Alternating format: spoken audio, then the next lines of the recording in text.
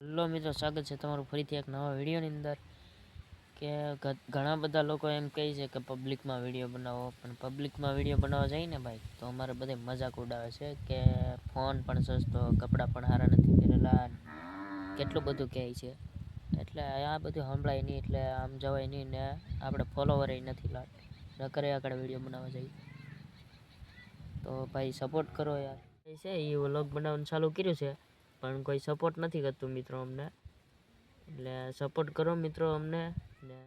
મિત્રો તમે મોટા મોટા માણસોને, મોટા મોટા ક્રિએટરને તમે લાઈક શેર કોમેન્ટ કરતા જ હોય છો, તો અમને બે નાના ભાઈને પણ તમારા ભાઈ સમજીને એક લાઈક શેર કોમેન્ટ કરી દેજો.